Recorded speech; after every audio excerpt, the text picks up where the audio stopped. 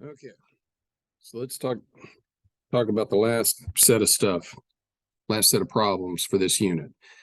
And this is the sum difference identities, the double and half angle identities.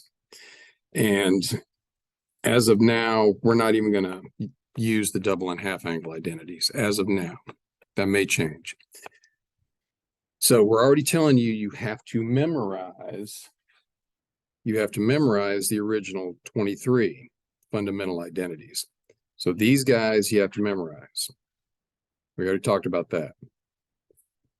We will provide you with these guys on a test or a quiz. We'll provide you with these. You do not have to memorize these. You're just going to have to know how to use them. Okay? So here's the first type of problem that we have to use these guys on. If I had something like this and said, all right, we've got these identities. I want you to find me the sine of 165 without a calculator. And somebody says, well, 165 is not a unit circle value. How am I supposed to do that? Well, here's what we do. We split it into unit circle values. We say, oh, well, sine would be, 165 would be 120 plus 45, and 120 and 45 are both unit circle values. So once I've got it split into x plus y, a plus b, theta plus beta, whatever, the variables are, you say, well, it fits this guy right here. So that would be sine of 120 times cosine 45 plus sine of 45 times cosine 120.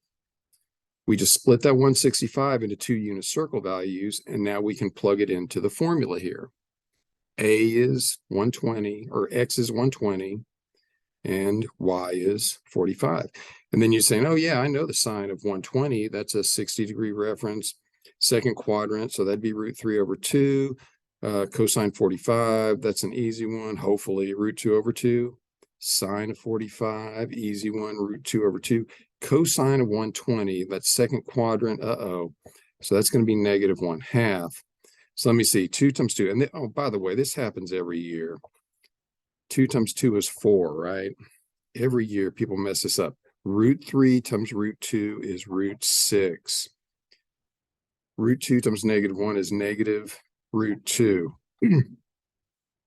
Common denominator. So 4 root 6 minus root 2. And you're thinking, well, that looks weird, but that's the answer. I agree. It looks weird, but it's the answer. And then somebody says, yeah, well, I'm kind of contrary. I would have done this instead. I would have said sine of, where are my notes? Sine of 210 minus 45. 210 minus 45 also makes 165. So, okay, let's see if that'll work, because it still makes 165, doesn't it? That's still 165. So let's see if that works. Sine of 210 cosine of 45 minus, oh no, sine of 45 cosine of 210. Oh man, 210, that's a 30-degree reference, third quadrant, so that makes negative 1/2. That's a bummer. Cosine 45, well, that's still root 2 over 2. That was easy enough. Big fat minus. Sine 45, well, that's still root 2 over 2. That's easy enough. Cosine 210, third quadrant, 30-degree reference. So that makes negative root 3 over 2. So what do we have here? We got negative root 2 over 4. Negative makes positive. Root 2 times root 3, root 6 over 4. Hey, check it out. You've got negative root 2 plus root 6 over 4. These guys are equal. So, that's not so bad, is it? Not that bad. Okay. Well, let's do one that's going to be a little bit worse than. All right. Let's make it a little bit worse. How about something like this? Cosine 13 pi over 12. So immediately we all get emotional and say, no way I'm doing this 13 pi over 12, because it's just harder to find it. because you got to think, well, what unit circle values are going to break down into 13 pi over 12? I'm not grooving on that at all. Well, you could say to yourself, well, let me see, 4 pi over 12 plus 9 pi over 12. You're thinking, how does that help? Well, 4 pi over 12, that's pi over 3, that's unit circle. 9 pi over 12, that's 3 pi over 4, that's unit circle. So I did break it down. And this is where somebody says, you know what? It's not going to hurt my feelings. And this is, I'm talking about me. It's not going to hurt my feelings if you convert this to radians, because I know it's just easier to visualize. So if you convert this to radians, you end up with 195.